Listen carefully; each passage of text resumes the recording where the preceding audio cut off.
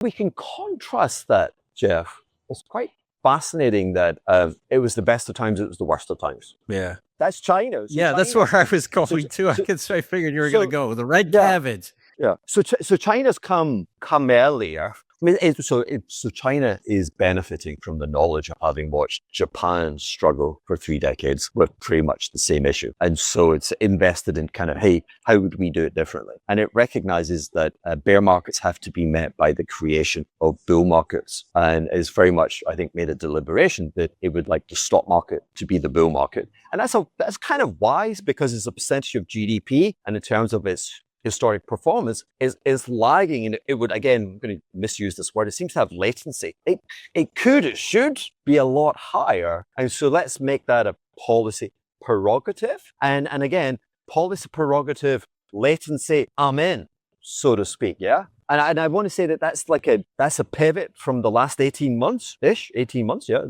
China very much with bazookas and wanting markets, equity prices higher. And I want to say, so far, it's failing to impress. And again, I want to say, I will not take their efforts seriously until they have fundamentally challenged the 2% yield on the 10-year Chinese government bond, which is to say, I will believe that the government's mandate for higher equity prices will be achieved the more that we see 210, 215, 220, 225 yields on the 10-year. And presently it's stranded in a kind of 170 kind of no man's land, which says they are really, really, really struggling. So you've got two different economies and two different messages. I guess what you could say is, I want to be in this world, I actually want to be buying stocks in economies where the 10-year bond yield is going up. And I believe it's going up because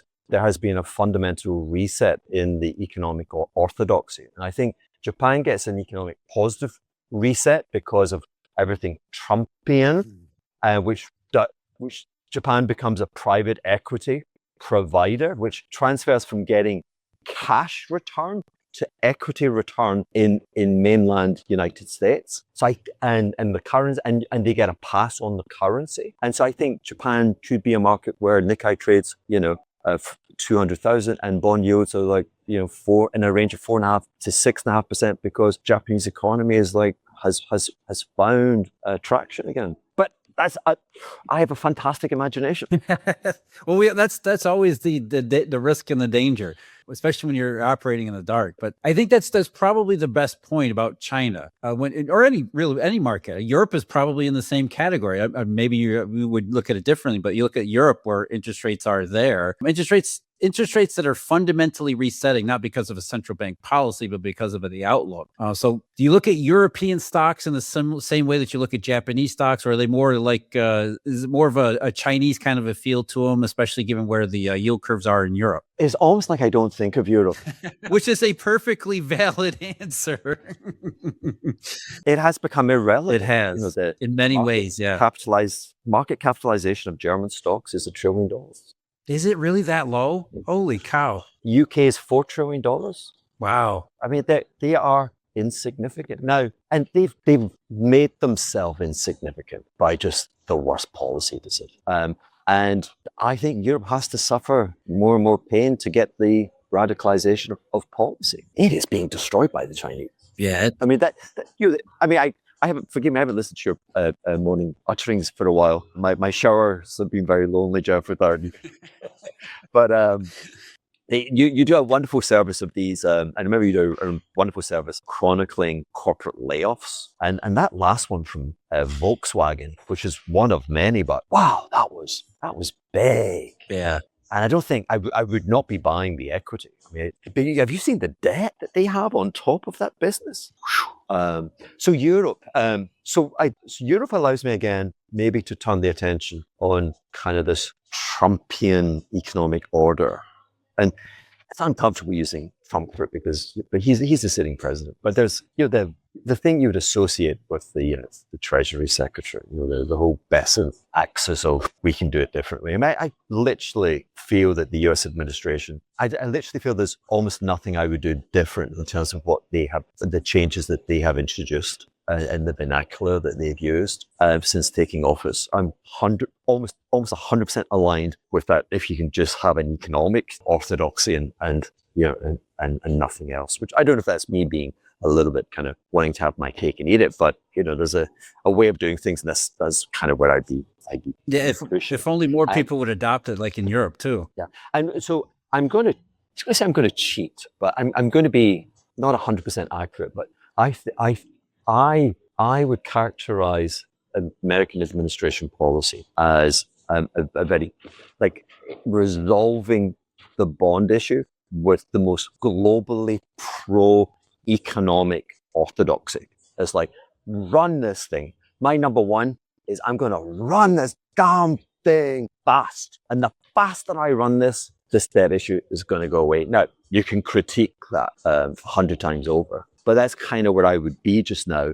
And the failure of Europe is not there. I mean, maybe Germany, of course, has swung away from the preordinance of the primary balance. But so the problem you have is they're not taking those steps. They're not growth optimizers. Their debt levels are higher than the US. And so for me, so say I want to buy another property in St. Bart's. I mean, I'm effectively in France. They're going to give me a fixed rate, and they're going to give me 15, 20-year fixed rate. Now, when I took that out, I took one out 10 years ago, 2%. What are they going to charge me today? They're going to charge me like 5%. And then it's not bullet. That's my interest.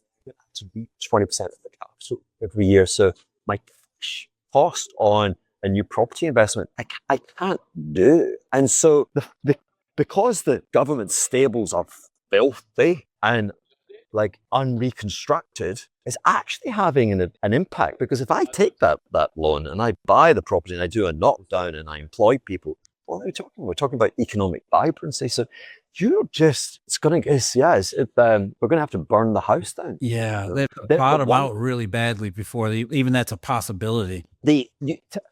When I see euro dollar at close on 120 and people saying 125 and I'm like, can you rationalize that? I mean, maybe this may just be a prejudice, and I ask that with full curiosity. How does the euro appreciate? From here, I think the euro to me is just volatile. There's capital flows back and forth for reasons, again, monkey brain narratives, whatever you want to make it. Euro goes down over time. So if it's appreciating for a multi-year period, it's within the overall downward trend. And that's happened for 20 years, goes all the way back to 2007, 2008. So it's another one of those signals that you just set aside and say, hey, that's a bunch of noise. It doesn't actually change the overall trajectory of the euro for whatever reasons in the short run.